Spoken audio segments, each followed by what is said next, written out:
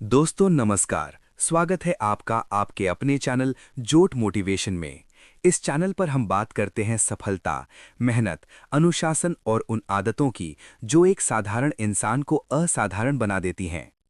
दोस्तों, पढ़ाई करते समय नींद आना लगभग हर छात्र की सबसे बड़ी समस्या होती है। किताब सामने खुली होती है, पेन हाथ में होता है, लेकिन कुछ ही मिनटों बाद आंखें भारी होने लगती हैं, सिर झुकने लगता है और कब किताब पर ही नींद लग जाती है ये पता ही नहीं चलता। कई बार ऐसा लगता है कि मन तो पढ़ाई करना चाहता है, लेकिन शरीर साथ नहीं देता।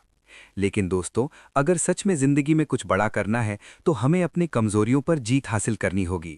याद रखिए, सपने वो नहीं होते जो हमें सोते समय दिखाई देते हैं, सपने वो होते हैं जो हमें सोने नहीं देते। आज इस वीडियो में हम बात करने वाले हैं पढ़ाई करते समय नींद से बचने के 10 ऐसे शक्तिशाली तरीकों के बारे में, जिन्हें अगर आपने अपनी जिंदगी में लागू कर लिया तो आपकी पढ़ाई का तरीका ही बदल जाएगा। ये सिर्फ टिप्स नहीं है, बल्कि हजारों सफल छात्रों की आदतों से निकले हुए अनुभव हैं। पहला तरीका, पढ़ाई का सही समय चुनना। दोस्तों, हर इंसान का शरीर और दिमाग अलग होता है। कुछ लोगों का दिमाग सुबह के समय सबसे ज्यादा सक्रिय होता है और कुछ का रात में। लेकिन बहुत से छात्र दूसरों को देखकर पढ़ाई का समय तय करते हैं और यही सबसे बड़ी गलती होती है। एक छात्र था रोहित। वो रोज रात 12 बजे पढ़ाई करने बैठता था, क्योंकि उसके दोस्त भी रात में पढ़ते थे। लेकिन जैसे ही वो किताब खोलता, 20 मिनट बाद ही उसकी आंखें बंद होने लगती थीं। उसे लगता था कि शायद वो पढ़ाई में कमजोर है। फिर एक दिन उसने फैसला किया कि वो सुबह जल्दी उठकर पढ़ाई करेगा। अगले दिन वो सुबह 5 बजे उठा और पढ़ाई करने बैठ गया। आश्चर्य की बात यह हुई कि जहां रात में वो 20 मिनट भी ध्यान नहीं लगा पाता था, वहीं सुबह वो लगातार 3 घंटे पढ़ता रहा। उसे तब समझ आया कि समस्या उसकी मेहनत में नहीं थी, बल्कि समय के चुनाव में थी। इसलिए हमेशा याद रखिए, गलत समय पर की गई मेहनत भी कई बार बेकार हो जाती है, लेकिन सही समय पर किया गया छोटा प्रयास भी बड़ी सफलता की शुरुआत बन सकता है। दूसरा तरीका, पढ़ाई करते समय बैठने का सही तरीका अपनाना। बहुत से छात्र बिस्तर पर लेटकर या बहुत आराम से बैठकर पढ़ाई करते हैं, लेकिन जब शरीर पूर्ण विश्राम की स्थिति में होता है तो दिमाग को ये संकेत मिलता है कि अब सोने का समय है।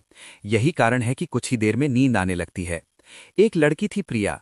वो रोज अपने बिस्तर पर टेक लगाकर पढ़ती थी और हर आधे घंटे में उसे नींद आ जाती थी। उसे लगता था कि शायद उसका मन पढ़ाई में नहीं लगता। फिर उसके शिक्षक ने उसे सलाह दी कि वो टेबल और कुर्सी पर बैठकर पढ़ाई करे। जब उसने ऐसा करना शुरू किया तो उसका ध्यान पढ़ाई में पहले से ज्यादा लगने लगा और नींद आना लगभग बंद हो गया। इसलिए याद रखिए, जहां ज्यादा आराम होता है वहां मेहनत ज्यादा देर तक टिक नहीं पाती। तीसरा तरीका, छोटे छोटे ब्रेक लेना।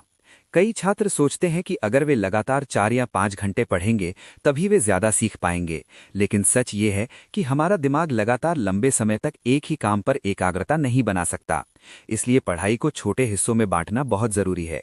उदाहरण के लिए 25 मिनट पढ़ाई करें और 5 मिनट का छोटा ब्रेक लें। इसे पोमोडोरो टेक्निक कहा जाता है। अमित नाम का एक छात्र पहले लगातार 2 घंटे पढ़ने की कोशिश करता था, लेकिन 30 मिनट बाद ही उसे नींद आने लगती थी। फिर उसने 25 मिनट पढ़ाई और 5 मिनट ब्रेक वाला तरीका अपनाया।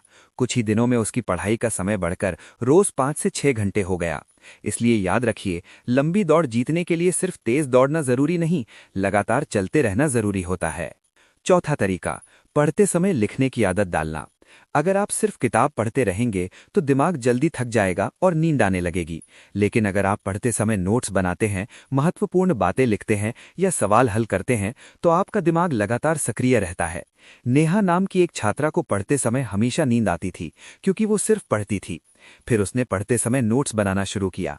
अब उसका दिमाग ज्यादा सक्रिय रहने लगा और उसे नींद आना लगभग बंद हो गया।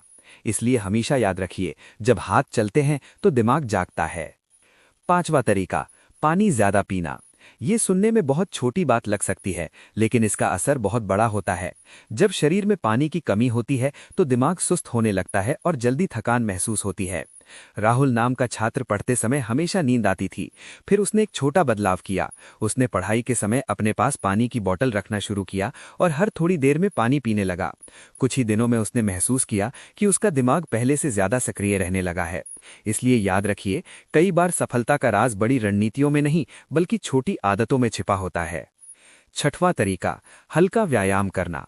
अगर पढ़ते समय अचानक नींद आने लगे तो तुरंत उठकर थोड़ा सा व्यायाम कर लें, जैसे थोड़ी स्ट्रेचिंग करना, कुछ पुशअप्स लगाना या 2-3 मिनट टहल लेना।